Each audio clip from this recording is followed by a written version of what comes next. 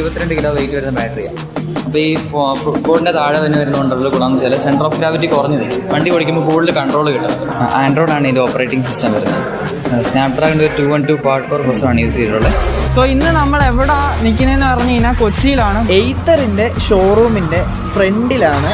അങ്ങനെ വെച്ചമാര് ഷോറൂമിലേക്ക് കയറിയപ്പം നമ്മുടെ എയ്ത്തറിൻ്റെ 450X എന്ന് പറയുന്ന പുതിയ മോഡൽ സ്കൂട്ടറാണ് നിങ്ങൾ ഇവിടെ കണ്ടുകൊണ്ടിരിക്കുന്നത്. അപ്പം 450യുടെ മറ്റൊരു പുതിയ അപ്ഡേറ്റഡ് വെർഷനാണ് ഈ ഒരു 450X എന്ന് പറയുന്നത്.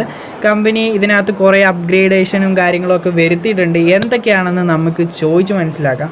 അതിനു മുമ്പ് എനിക്ക് മനസ്സിലായിട്ടുള്ള കുറേ കാര്യങ്ങൾ നിങ്ങളുമായിട്ട് ഞാൻ ഷെയർ ചെയ്യാം. സോ ഈ വണ്ടി ഓവറോൾ നിങ്ങൾക്കിപ്പോൾ കാണാൻ സാധിക്കും നല്ലൊരു സ്ലീക്ക് ആൻഡ് സ്ലിമ്മി ഡിസൈനാണ് വരുന്നത്.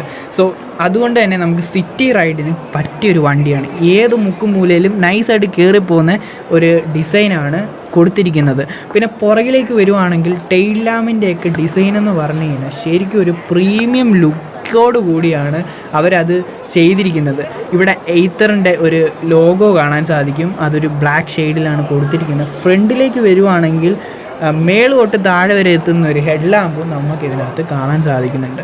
പിന്നെ മേളിലായിട്ട് 7 ഇഞ്ചിൻ്റെ ഒരു ടച്ച് സ്ക്രീൻ അവൈലബിൾ ആണ്. നമ്മൾ ഒരു ടെക്കി ആയതുകൊണ്ട് ശരിക്കും നമ്മൾ ടച്ച് സ്ക്രീനിലോട്ടാണ് പോകേണ്ടത് നമ്മുടെ കണ്ണ്. എനിവേ നമുക്കതിൻ്റെ സ്പെക്കും കാര്യങ്ങളുമൊക്കെ ഈ ഒരു വീഡിയോയിൽ നമ്മൾ പറയുന്നുണ്ട്. സോ അത് കാണാൻ വേണ്ടി തീർച്ചയായിട്ടും വീഡിയോ ഫുള്ളായിട്ട് കാണുക.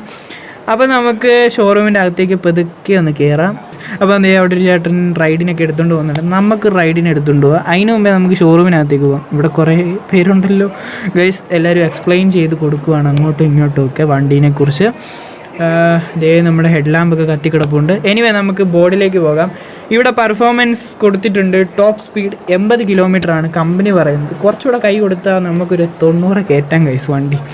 ഇനി നമുക്ക് താഴെയായിട്ട് ട്രൂ റേഞ്ച് കൊടുത്തിട്ടുണ്ട്. Eco mode, ride mode, sport mode, warp mode, അങ്ങനെ കുറേ മോഡ്സ് ഉണ്ട്. അതിനകത്തൊക്കെ നമുക്ക് എത്ര കിലോമീറ്റർ വരെ യൂസ് ചെയ്യാമെന്ന് കൊടുത്തിട്ടുണ്ട്. ഇവിടെ ടച്ച് സ്ക്രീൻ ഡിസ്പ്ലേ ആണ് വരുന്നത്. 7 ഇഞ്ചിൻ്റെയാണ്. ഓൺ ബോർഡ് നാവിഗേഷൻ സിസ്റ്റവും വരുന്നുണ്ട്. റിവേഴ്സ് അസിസ്റ്റ് വരുന്നുണ്ട്. റിവേഴ്സ് ഗിയർ ഉള്ള വണ്ടിയാണിത്. Front and reverse disc brake വരുന്നുണ്ട് ഗൈസ്. ഫ്രണ്ടും ബാക്കും ഡിസ്ക്കാണ്.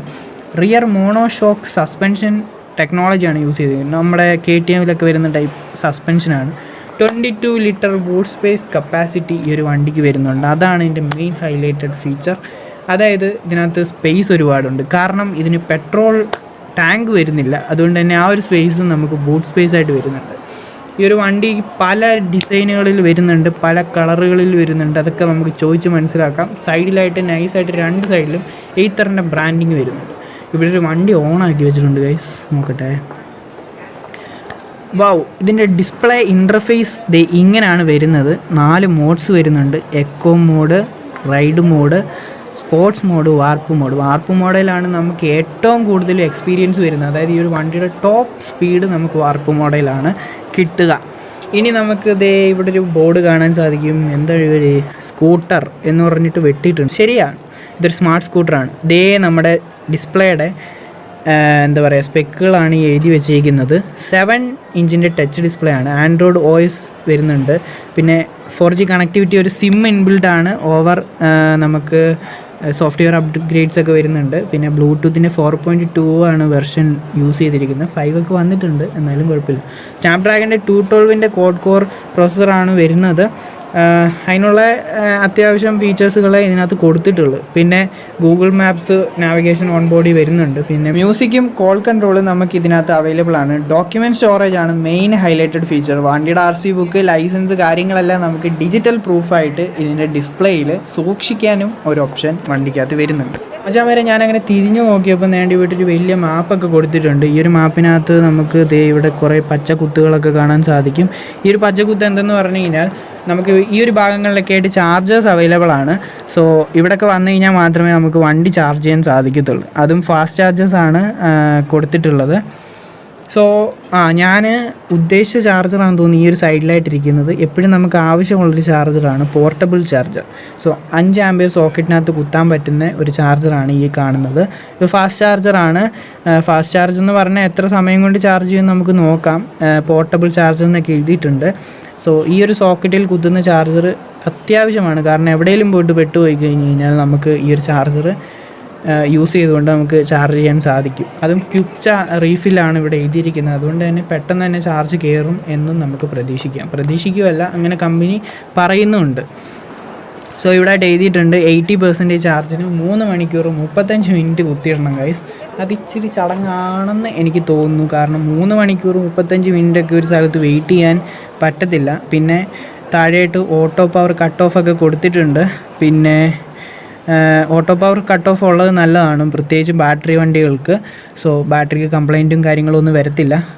ഇവിടെ വരുന്നതെന്ന് പറഞ്ഞു കഴിഞ്ഞാൽ ടച്ച് ഫംഗ്ഷൻ ഡിസ്പ്ലേ ആണ് വരുന്നത്. ഞാൻ നേരത്തെ പറഞ്ഞിട്ടുണ്ടായിരുന്നു അതിനെ കുറച്ച് കാര്യങ്ങളൊക്കെ. അപ്പോൾ ചേട്ടൻ അതിനെക്കുറിച്ചുള്ള ഡീറ്റെയിൽഡ് ആയിട്ടുള്ള ഒരു കാര്യം പറഞ്ഞു തരും. ഇതൊരു 7-inch ടച്ച് സ്ക്രീൻ ഡിസ്പ്ലേ ആണ് വരുന്നത്. ആൻഡ്രോയിഡ് ആണ് ഇതിൻ്റെ ഓപ്പറേറ്റിംഗ് സിസ്റ്റം വരുന്നത്. സ്നാപ്ഡ്രാഗണിൻ്റെ ഒരു 212 ക്വാഡ് കോർ പ്രോസസ്സറാണ് യൂസ് ചെയ്തിട്ടുള്ളത്. 1 GB റാമും 8 GB ഇൻറ്റേർണൽ മെമ്മറി ഉണ്ട്. ഇതിൽ മെയിനായിട്ട് 4 റൈഡിങ് മോഡ്സാണ് ഉള്ളത്. എക്കോണമി, റൈഡ്, സ്പോർട്ട്, വാർപ്പ്, അങ്ങനെ 4 മോഡുകളാണ് കിട്ടുന്നത്. അതിൽ എക്കോ മോഡിലാണ് ഫുൾ ചാർജിൽ ഏറ്റവും കൂടുതൽ റേഞ്ച് കിട്ടുക. 85 കിലോമീറ്റർ ട്രൂ റേഞ്ച് കിട്ടുന്നുണ്ട്. സർട്ടിഫൈഡ് റേഞ്ച് 116 ട്രൂ റേഞ്ചായിട്ട് 85 കിലോമീറ്റർ കിട്ടും. അപ്പോൾ എക്കോണമിയിൽ പോയി കഴിയുമ്പോൾ ഒരു 50-55 വരെ സ്പീഡ് എടുക്കാൻ പറ്റത്തുള്ളൂ. എത്ര ആക്സിലേറ്റർ കൊടുത്താലും അതിൽ കൂടുതൽ കയറത്തില്ല. റൈഡ് മോഡിൽ 70 ആയിരിക്കും റേഞ്ച് കിട്ടുക, മീൻസ് മൈലേജ്. അന്നേരത്തേക്കിന് നമുക്കൊരു 60-65 വരെ സ്പീഡ് എടുക്കാൻ പറ്റും. സ്പോർട്സ് മോഡിൽ 80 വരെ സ്പീഡ് എടുക്കാം, റേഞ്ച് കിട്ടുക 60 ആയിരിക്കും. വാർപ്പിലാണ് ഏറ്റവും കൂടുതൽ പെർഫോമൻസ്. ഈ വണ്ടിയുടെ മാക്സിമം പെർഫോമൻസ് ഫീൽ ചെയ്യാൻ പറ്റുന്ന വാർപ്പ് മോഡിലാണ്. മാക്സിമം എത്ര കിലോമീറ്റർ സ്പീഡ്? ഇത് 80 ശരിക്കും ടോപ്പ് സ്പീഡെങ്കിലും ആക്സിലേറ്റർ കുറച്ചുകൂടെ കൊടുത്തു കഴിയുമ്പോഴത്തേക്കും ഒരു റോഡിൻ്റെ ഒരു കണ്ടീഷൻ വെച്ചിട്ട് ഒരു 90-91 ഒക്കെ കയറുന്നുണ്ട്. ഇതിനകത്ത് കണക്ടിവിറ്റി ആയിട്ട് വരുന്ന ഒരു eSIM വരുന്നുണ്ട്, ഒരു LTE സിം, 4G സിം ഉണ്ട്, സിം കണക്ടിവിറ്റി ഉണ്ട്, ബ്ലൂടൂത്ത് കണക്ടിവിറ്റി ഉണ്ട്, അതുപോലെ GPS കണക്ടിവിറ്റിയും വരുന്നുണ്ട്. ഓക്കെ, ഇതാണ് അതിൻ്റെ റേഞ്ച് കാണിക്കുന്നത്. മെനു ഓപ്ഷൻസ് നോക്കിക്കഴിഞ്ഞാൽ ജനറൽ വരുന്ന ഓണറുടെ ഇൻഫോർമേഷൻ കാര്യങ്ങൾ കാണിക്കുന്നുണ്ട്. രജിസ്ട്രേഷൻ നമ്പർ, സോഫ്റ്റ്വെയർ വെർഷൻ, എന്തെങ്കിലും അപ്ഡേറ്റ്സ് ഉണ്ടെങ്കിൽ ഇവിടെ കാണിക്കും. ഇവിടെ ഒരു ഓറഞ്ച് ഇൻഡിക്കേഷൻ കാണിക്കും. അത് ക്ലിക്ക് ചെയ്ത് കഴിയുമ്പോൾ നമുക്ക് ഇവിടെ കാണിക്കും. ഇവിടെ എന്തെങ്കിലും പുതിയ അപ്ഡേറ്റ് വന്നിട്ടുണ്ടെങ്കിൽ ഇവിടെ കാണിക്കും. അപ്പോൾ അപ്ഡേറ്റ് ചെയ്താൽ മതി. പിന്നെ ഇവിടെ tyre pressure, recommend tyre pressure ഇവിടെ കാണിക്കുന്നുണ്ട്. റെക്കമെൻഡ് ഇതിനകത്ത് ഇപ്പോൾ റെക്കമെൻഡ് ആണ് കാണിക്കുന്നത്. ഇനിയിപ്പോൾ ആക്ച്വൽ ടയർ പ്രഷർ കാണിക്കാൻ വേണ്ടി ഒരു ടയർ പ്രഷർ മോണിറ്ററിംഗ് സിസ്റ്റം വരുന്നുണ്ട്. അത് കണക്ട് ചെയ്ത് കഴിയുമ്പോഴത്തേക്കും ഇവിടെ ആക്ച്വൽ ടയർ പ്രഷർ കാണിക്കും. ഇപ്പോൾ റെക്കമെൻഡ് മാത്രമേ കാണിക്കുന്നുള്ളൂ. അതൊരു എക്സ്ട്രാ ആക്സസറി ആണ്, വരാനിരിക്കുന്നതേ ഉള്ളൂ.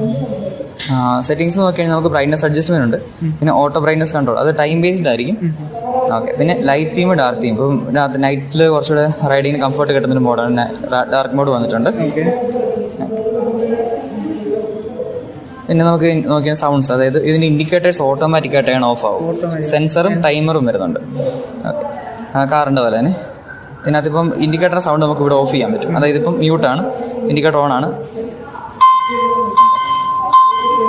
മ്യൂട്ട് ചെയ്യാൻ പറ്റും. നമുക്ക് വേണമെങ്കിൽ സൗണ്ട് ഓഫ് ചെയ്യാം. ബാക്കി മറ്റേ ലൈറ്റ് മാത്രം മതി. അതെ. പിന്നെ പാർക്കിംഗ് അസിസ്റ്റ്, വണ്ടി നമുക്ക് പുറകോട്ട് എടുക്കാൻ പറ്റും. റിവേഴ്സ് മോഡുണ്ട്. ആ റിവേഴ്സ് മോഡിന് ഒരു സൗണ്ട് വരുന്നുണ്ട്.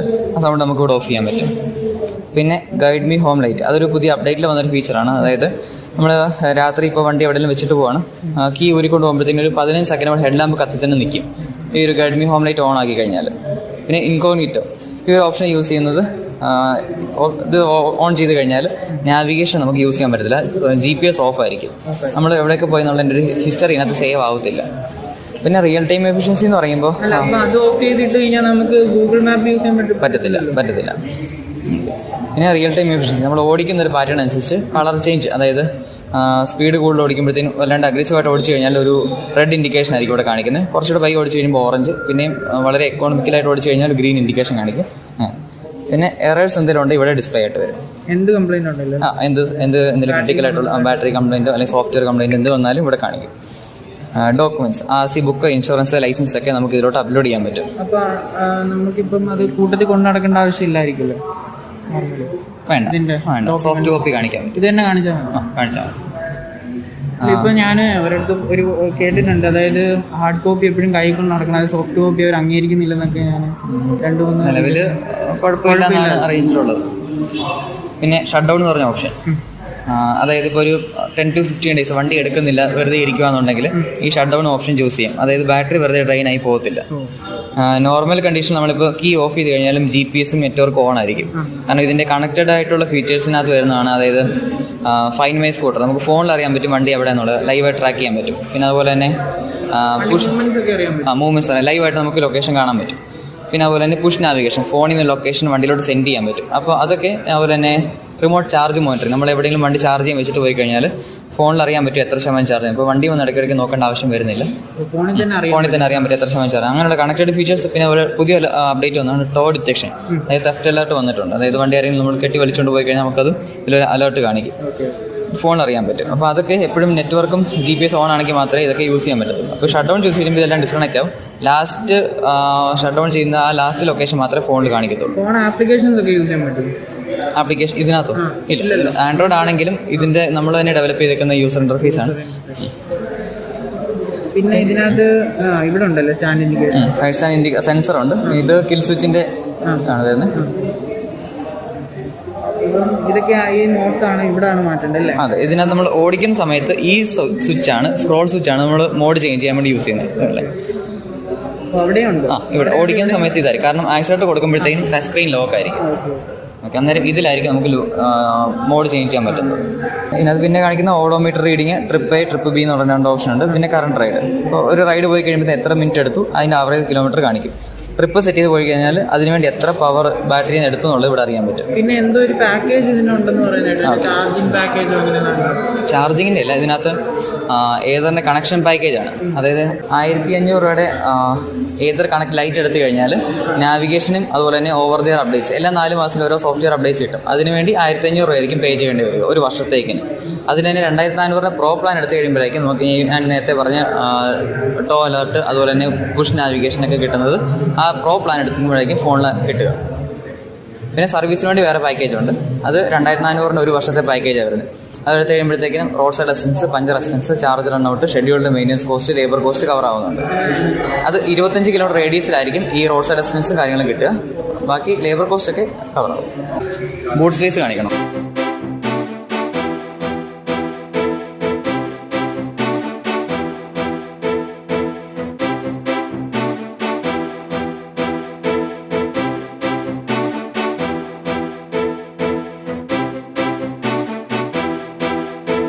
ബൂട്ട് സ്പേസ് വരുന്നത് ഒരു LED ലൈറ്റ് ഉണ്ട്. നോർമലി ആക്ടിവേഡ് ഒക്കെ ഇതിനെക്കാട്ടും ഉണ്ടോ? സെഗ്മെന്റിൽ അത്യാവശ്യം ഏറ്റവും വലുപ്പമുള്ള ബൂട്ട് സ്പേസ് ഇതിനാണ് വരുന്നത്. ഇവിടെ എന്തെങ്കിലും പേഴ്സോ കാര്യങ്ങളൊക്കെ വെക്കാം.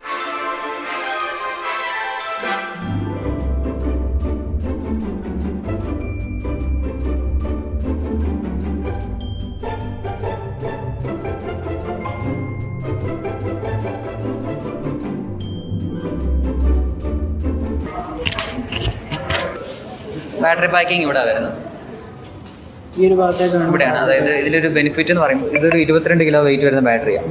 അപ്പോൾ ഈ ഫുട്ബോളിൻ്റെ താഴെ വരുന്നതുകൊണ്ടുള്ള ഗുണം എന്ന് വെച്ചാൽ സെൻറ്റർ ഓഫ് ഗ്രാവിറ്റി കുറഞ്ഞ് നിൽക്കും. വണ്ടി ഓടിക്കുമ്പോൾ കൂടുതൽ കൺട്രോൾ കിട്ടുന്നുണ്ട്. ഇപ്പോൾ പെട്രോൾ സ്കൂട്ടർ നോക്കിക്കഴിഞ്ഞാൽ ഈ എഞ്ചിൻ്റെ വെയിറ്റൊക്കെ ഒരു സൈഡിലോട്ട് ആക്ട് ചെയ്യും. അതായത് നമുക്ക് ഇടയ്ക്കിടയ്ക്ക് ഇടത്തേക്കാലം ഒന്ന് കുത്താനുള്ള ടെൻഡൻസി വരും സ്പീഡ് കുറയുമ്പോഴത്തേക്കും. ഇതെന്ന് പറയുമ്പോഴത്തേക്കും പെർഫെക്റ്റ് സിമെട്രിയാണ്. അതായത് ഇതിൻ്റെ ഒരു ബാലൻസ് വരുമ്പം സൈഡിലോട്ടൊന്നും ഇങ്ങനെ പ്രൊജക്റ്റ് ചെയ്യുന്ന ഭാഗങ്ങളൊന്നും വരുന്നില്ല. അപ്പം കൂടുതൽ ബാലൻസ് കിട്ടുന്നുണ്ട്. കാരണം ഇതിൻ്റെ ഇപ്പോൾ ബൂട്ട് സ്പേസിൽ വെച്ച് കഴിയുമ്പോൾ ബൂട്ട് സ്പേസ് ഓൾറെഡി നഷ്ടപ്പെട്ടു പോകും. പിന്നെ അതുകൂടാതെ തന്നെ വണ്ടിയുടെ സ്റ്റെബിലിറ്റി അഫക്റ്റ് ചെയ്യും. ഇതാകുമ്പോഴത്തേക്കിനും കൂടുതൽ സ്റ്റെബിലിറ്റി കിട്ടും. പിന്നെ ഇതിൻ്റെ ഫ്രെയിം വരുന്ന ഒരു കാസ്റ്റ് അലുമിനിയത്തിൻ്റെയും സ്റ്റീലിൻ്റെയും ഒരു ഹൈബ്രിഡ് ബോൾട്ടഡ് ഫ്രെയിമാണ്. സ്ട്രെങ്ത് കൂടുതലാണ്, തുരുമ്പ് പിടിക്കത്തില്ല. പിന്നെ ഇതിൻ്റെ ബെൽറ്റ് ഡ്രൈവാണ് ട്രാൻസ്മിഷൻ വരുന്നത്. ബെൽറ്റ് ഡ്രൈവാണ്. ഒരു കാർബൺ ഫൈബർ റീൻഫോഴ്സ്ഡ് ബെൽറ്റാണ് യൂസ് ചെയ്തിട്ടുള്ളത്. ഒരു 3000 സംതിങ് രൂപ വില വരും ബെൽറ്റിന്. 2 ബെൽറ്റ് വരുന്നുണ്ട്. ബെൽറ്റ് ഒരു 50,000 കിലോമീറ്റർ കഴിയുമ്പോൾ റീപ്ലേസ് ചെയ്യേണ്ട ആവശ്യം വരുന്നുള്ളൂ. പിന്നെ നമുക്ക് യൂസ് ചെയ്യുന്ന ഇച്ചിരി ക്വാളിറ്റി കൂടി ബെൽറ്റാണ്. പിന്നെ സസ്പെൻഷൻ വരുമ്പോൾ ബാക്കിൽ മോണോഷോക്കാണ്, ഫ്രണ്ടിൽ ടെലിസ്കോപ്പിക്. മോണോഷോക്കിന് നമ്മൾ കൂടുതൽ സ്റ്റെബിലിറ്റി, കോർണറിങ്ങിന് കൂടുതൽ സ്റ്റെബിലിറ്റി കിട്ടുന്നുണ്ട്. പിന്നെ അത്യാവശ്യം ഗട്ടർ റോഡിൽ കൂടെ പോകുമ്പോഴാണെങ്കിലും അധികം ഇമ്പാക്റ്റ് ഇരിക്കുന്ന ആൾക്ക് കിട്ടുന്നില്ല. കുറച്ചുകൂടെ റൈഡിങ് കംഫർട്ട് കൂടുതലായിരിക്കും പില്ലിയനും റൈഡറിനും. ഫ്രണ്ടിലും ബാക്കിലും ഡിസ്ക് ബ്രേക്കാണ് വരുന്നത്. ബാക്ക് ബ്രേക്ക് അപ്ലൈ ചെയ്യുമ്പോഴത്തേക്കിന് കോംബി ആയിട്ടായിരിക്കും ആക്ഷൻ പോകുന്നത്. 60:40 എന്നുള്ള രീതിയിലായിരിക്കും ബ്രേക്ക് ഡിസ്ട്രിബ്യൂഷൻ പോകുന്നത്. ഫ്രണ്ട് ഇൻഡിപെൻഡൻ്റ് ആയിട്ട് വർക്ക് ചെയ്യും. പിന്നെ അതുപോലെ തന്നെ ഇതിൻ്റെ നമ്മൾ ആക്സിലേറ്റർ യൂസ് ചെയ്തിരിക്കുന്ന ഒരു ആക്സിലേറ്റർ കേബിളല്ല, സെൻസറാണ്. Ride by wire technology use ചെയ്തിട്ടുള്ളത്, കേബിളല്ല.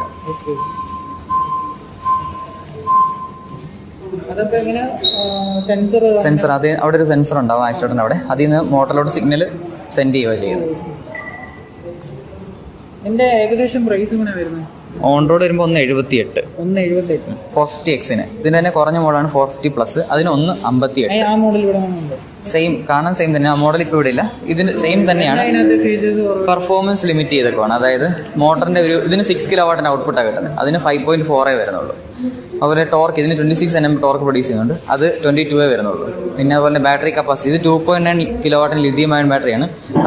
ഇതിന്റെ യൂസബിൾ കപ്പാസിറ്റി 2.6 kW. അതിന്റെ 2.3 വരുന്നുള്ളൂ. അങ്ങനെ ലിമിറ്റേഷൻ വരുന്നുണ്ട്. പിന്നെ ഫീച്ചേഴ്സ് ഇതിനകത്ത് വാർപ്പ് മോഡും ബ്ലൂടൂത്ത് കണക്ടിവിറ്റി 450Xന് മാത്രമേ ഉള്ളൂ. പ്ലസിന് അത് വരുന്നില്ല. 50 km 85 km. സ്പോർട്സ് മോഡിൽ 60. പിന്നെ ബാറ്ററി വരുന്ന ഒരു IP67 water resistant dust പ്രൂഫുമാണ്. IP67 ആണ് വരുന്നത്. അതായത് ഒരു 300 mm ഹൈറ്റ് വെള്ളത്തിൽ കൂടെ അരമണിക്കൂർ കണ്ടിന്യൂസ് ആയിട്ട് വണ്ടി ഓടിക്കാം. ഫ്ലഡ് ആണെങ്കിലും ആ ഒരു ഹൈറ്റ് ഈ ഒരു ലെവൽ ഹൈറ്റിൽ കൂടെ നമുക്ക് ഓടിക്കാൻ പറ്റും. ബാറ്ററി മുങ്ങിയാലും അരമണിക്കൂർ നമുക്ക് ഓടിക്കാം. IP67 വാട്ടർ റെസിസ്റ്റന്റ് ആയതുകൊണ്ട് പ്രൊട്ടക്ട് ചെയ്യും. അല്ല, അപ്പം ബാറ്ററിക്ക് അങ്ങനെ എന്തെങ്കിലും ഇഷ്യൂസോ കാര്യങ്ങളൊക്കെ വരുവാണെങ്കിൽ ബാറ്ററിക്ക് 3 വർഷത്തെ അൺകണ്ടീഷണൽ വാറന്റി ഉണ്ട്. അപ്പം അതിനകത്ത് എത്ര കിലോമീറ്റർ കൊണ്ട് ഓടിക്കാം. റീപ്ലേസ്മെന്റ് ചെയ്യും. ബാക്കിയുള്ള പാർട്സിന് എന്ത് പ്രശ്നം വന്നാലും ഇപ്പോൾ ഹെവി ഡ്രോപ്പ് വന്നു, അല്ലെങ്കിൽ ഇപ്പോൾ നമുക്കതിനൊരു ബാറ്ററി ഹെൽത്ത് ചെക്ക് ചെയ്യാനുള്ള ഓപ്ഷൻ ഉണ്ട്. അതായത് ഇപ്പം 3 വർഷം കൊണ്ടൊരു 70% എഫിഷ്യൻസി, അതായത് ഒരു 30% ഡീഗ്രഡേഷൻ നോർമലാണ്. അപ്പോൾ അതിൽ താന്നു കഴിഞ്ഞാൽ 68 ആണെങ്കിൽ പോലും നമ്മൾ റീപ്ലേസ് ചെയ്യും. മോട്ടർ ഒരു ബ്രഷ്ലെസ് മോട്ടറാണ്. അത് പെർമനൻറ്റ് മാഗ്നറ്റ് സിങ്ക്രണസ് മോട്ടറാണ് വരുന്നത്. അതിൻ്റെ പീക്ക് പവർ 6 kW ആയിരിക്കും മാക്സിമം പവർ പ്രൊഡ്യൂസ് ചെയ്യുന്നത്. പിന്നെ 26 Nm പീക്ക് ടോർക്ക് പ്രൊഡ്യൂസ് ചെയ്യുന്നുണ്ട്. അത് ഇൻസ്റ്റന്റ് ടോർക്ക് ആയിരിക്കും. ഇപ്പോൾ പെട്രോൾ സ്കൂട്ടർ, പെട്രോൾ ബൈക്ക് ആണെങ്കിൽ ഒരു RPM-ലായിരിക്കും നമുക്ക് ടോർക്ക് കിട്ടുക. അല്ല, ടോർക്ക് കൂടുതലാണ് ഇതിന്. ബാക്കിയുള്ളത് സ്കൂട്ടറിനെ നോക്കി പെട്രോൾ സ്കൂട്ടർ നോക്കിക്കഴിഞ്ഞാൽ ഇതാണ് ഏറ്റവും ടോർക്ക് വരുന്നത്. 3 ടൈപ്പ് ചാർജറുകളാണ് ഉള്ളത്. ഒന്ന് ഏതർ ഗ്രിഡ്, ഇതായിരിക്കും പബ്ലിക് ചാർജർ, കോമൺ ചാർജർ ആയിരിക്കും. ഇതാണെങ്കിൽ ഫാസ്റ്റ് ചാർജറാണ്. അതായത് ഒരു പബ്ലിക് ചാർജർ നമുക്ക് വീട്ടിൽ യൂസ് ചെയ്യാൻ പറ്റുന്നതല്ല. ഇതിനൊരു 10 മിനിറ്റ് കുത്തിയിട്ട് കഴിഞ്ഞാൽ 15 km റൺ ചെയ്യാൻ പറ്റും. 10 മിനിറ്റ് കുത്തിയിട്ട് കഴിഞ്ഞാൽ 1 മണിക്കൂർ 40 മിനിറ്റ് കൊണ്ട് ഫുൾ ചാർജ് ആവും. പിന്നെ പോർട്ടബിൾ ചാർജറും ഏതർ ഡോട്ടും, ഈ കാണുന്ന രണ്ടെണ്ണം, ഇത് രണ്ടും സെയിം ഔട്ട്പുട്ട് തന്നെയാണ്. ഇത് പോർട്ടബിൾ ചാർജർ നമുക്ക് നോർമൽ സോക്കറ്റിൽ കുത്താൻ പറ്റും. 5 ആംപിയറിന്റെ സോക്കറ്റിൽ കണക്ട് ചെയ്യാം. ഒരു 700 വാട്ട്സ് എടുക്കുന്നതാണ്. അപ്പം 5 ആംപിയറിന്റെ സോക്കറ്റിൽ കണക്ട് ചെയ്ത് ചാർജ് ചെയ്യാൻ പറ്റും. ഇതാണെങ്കിൽ ഇതിന്റെ ഔട്ട്പുട്ട് സെയിം തന്നെയാണ്. അതായത് ഏത് ഡോട്ടിന്റെ ഔട്ട്പുട്ട് സെയിം തന്നെയാണ്. രണ്ടും വീട്ടിൽ വെക്കാൻ പറ്റുന്നതാണ്. ഇത് ഫിക്സ്ഡ് ആയിരിക്കും, ഇത് പോർട്ടബിൾ ആയിരിക്കും. ഓക്കെ, നമുക്ക് നമ്മുടെ ഫിറ്റ് ചെയ്യാൻ പറ്റും. ഇതിന്റെ വരുന്ന ഒരു ചാർജിങ് ടൈം എന്ന് പറയുമ്പോൾ ഒരു 3 മണിക്കൂർ 35 മിനിറ്റ് കൊണ്ട് 80%, 5 മണിക്കൂർ 45 മിനിറ്റ് കൊണ്ട് ഫുൾ ചാർജ് കൊണ്ടുപോകാം. 3 യൂണിറ്റ് കറണ്ട് ആയിരിക്കും പവർ കൺസപ്ഷൻ. ഏത് ഡോട്ടിന് വേറെ പ്രത്യേകത എന്ന് വെച്ചാൽ ഈ ഏത് ഡോട്ടും ഓണറുടെ വണ്ടിയായിട്ട് കോൺഫിഗർ ചെയ്തിട്ടായിരിക്കും കൊടുക്കുക. അതായത് ഈ ഏത് ഡോട്ടിൽ നിന്ന് പിന്നെ വേറൊരു വണ്ടിക്കും ചാർജ് ചെയ്യാൻ പറ്റില്ല.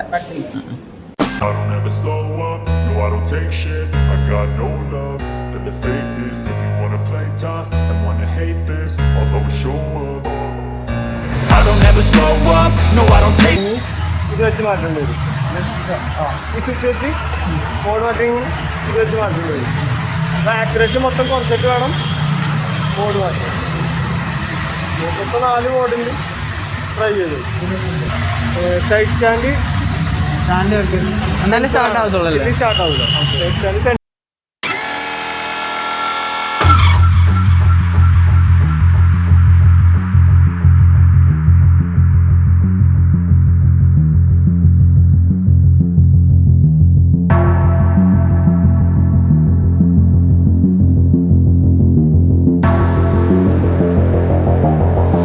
ഓടിക്കുന്നത് നമുക്ക് ഓരോ മോഡായിട്ട് മാറ്റി കാണിച്ചു തരാം. ഓക്കെ, അപ്പോൾ ഇപ്പം വണ്ടി ഇതേ ഈക്കോ മോഡിലാണ് പോകുന്നത്. ഏകദേശം 44 km സ്പീഡിലാണ് ഇപ്പോൾ വണ്ടി പോകുന്നത്. നല്ല സ്മൂത്താണ് ഗൈസ്. ശരിക്കും ഇത് പുറകെ ഇരിക്കുന്നത്, ഞാനല്ല ഡ്രൈവ് ചെയ്യുന്നത്. അപ്പോൾ പുറകെ ഇരിക്കുമ്പോൾ നല്ലൊരു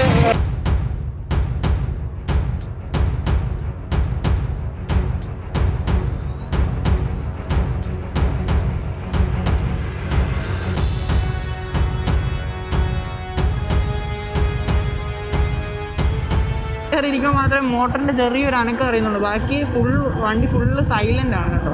ഇൻബിൽഡ് സിം ആണ് കേട്ടോ. ഇതിനകത്ത് സിം കാർഡ് വരുന്നുണ്ട്. 4G കണക്ടിവിറ്റി ആണ്. സോ അതുകൊണ്ട് തന്നെ ഗൂഗിൾ മാപ്പും അങ്ങനെ ലൊക്കേഷൻ GPS എല്ലാം